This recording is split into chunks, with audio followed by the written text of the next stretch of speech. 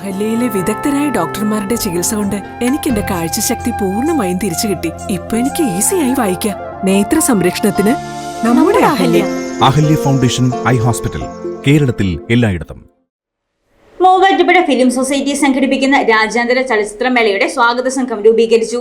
ഫെബ്രുവരി 22 മുതൽ 26 വരെ ലത തിയേറ്ററിലും മൂവാറ്റുപുഴ നഗരസഭയുടെ ലത പാർക്കിലുമാണ് മേള നടക്കുന്നത്. മൂവാറ്റുപുഴ ഫിലിം സൊസൈറ്റിയുടെ നേതൃത്വത്തിൽ നടക്കുന്ന 15ാമത് രാജ്യാന്തര ചലച്ചിത്രമേളയുടെ സ്വാഗത സംഘം രൂപീകരിച്ചു. മൂവാറ്റുപുഴ അർബൻ ബാങ്ക് ഓഡിറ്റോറിയത്തിൽ നടന്ന യോഗത്തിൽ film society president UR Babu അധ്യക്ഷത വഹിച്ചു. മലയാള ഭാഷയിലെ സിനിമകളെല്ലാം എടുക്കുമ്പോൾ ഒട്ടേറെ നല്ല കൊമേഴ്ഷ്യൽ സിനിമകളുണ്ട്.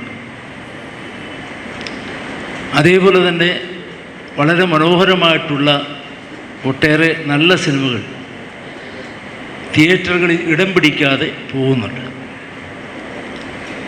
അത്തരം സിനിമകളൊക്കെ മൂവാറ്റുപുഴയിലെ സിനിമ ആസ്വാദകർക്ക് അനുഭവിച്ചറിയാൻ കഴിയുന്ന രൂപത്തിൽ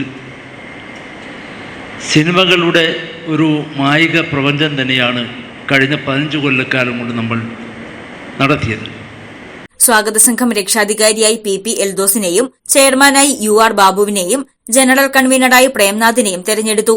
ഫെബ്രുവരി 22 മുതൽ 26 വരെ ലത തിയേറ്ററിലും നഗരസഭയുടെ ലത പാർക്കിലുമാണ് ചലച്ചിത്രമേള നടക്കുന്നത്.